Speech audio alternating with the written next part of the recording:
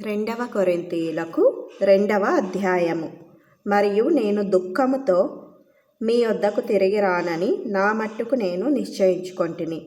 నేను మిమ్మును దుఃఖపరచునెడల నా చేత దుఃఖపరచబడినవాడు తప్ప మరి ఎవడు నన్ను సంతోషపరచును? నేను వచ్చినప్పుడు ఎవరి వలన నేను సంతోషము పొందదగినదో వారి వలన నాకు దుఃఖము కలుగకుండవలెనని ఈ సంగతి మీకు వ్రాసితిని.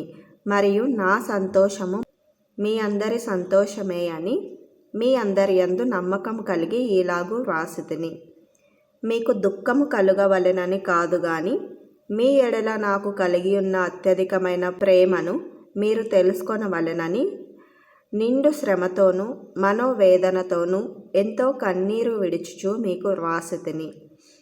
ఎవడైనను దుఃఖము కలుగజేసి ఉండిన ఎడల నాకు మాత్రము కాదు కొంత మట్టుకు మీకందరికిని దుఃఖము కలుగజేసి ఉన్నాడు. నేను విశేష భారము వాని మీద మోపగోరక ఈ మాట చెప్పుచున్నాను. అట్టి వానికి మీలో ఎక్కువ మంది వలన కలిగిన ఈ శిక్షయే చాలును. గనుక మీరిక వానిని శిక్షింపక క్షమించి ఆదరించుట మంచిది. లేని ఎడల ఒకవేళ వాడు అత్యధికమైన దుఃఖములో మునిగిపోవును.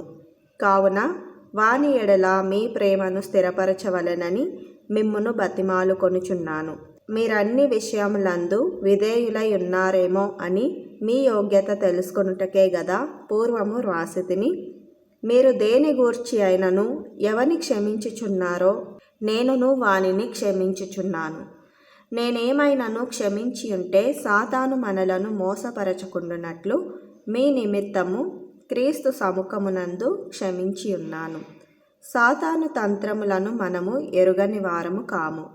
క్రీస్తు సువార్త ప్రకటించుటకు నేను త్రోయకు వచ్చినప్పుడు ప్రభువునందు నాకు మంచి సమయము ప్రాప్తించి ఉండగా సహోదరుడైన తీతు నాకు కనబడనందున నా మనసులో నెమ్మది లేక వారి యొద్ద సెలవు తీసుకొని అక్కడ నుండి మాసిదోనియకు బయలుదేరితిని.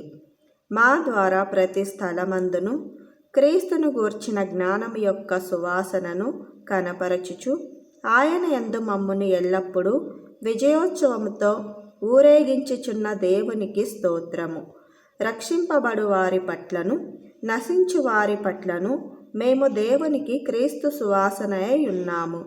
నశించు వారికి మరణార్థమైన మరణపు వాసనగాను రక్షింపబడు వారికి జీవార్థమైన జీవపు వాసనగాను ఉన్నాము. కావున ఇట్టి సంగతులకు చాలిన వాడెవడు? మేము దేవుని వాక్యమును కలిపి చెరిపెడు అనేకుల వలె ఉండక నిష్కాపట్యము గల వారమును దేవుని వలన నియమింపబడిన వారమునై ఉండి క్రీస్తునందు దేవుని ఎదుట బోధించుచున్నాము.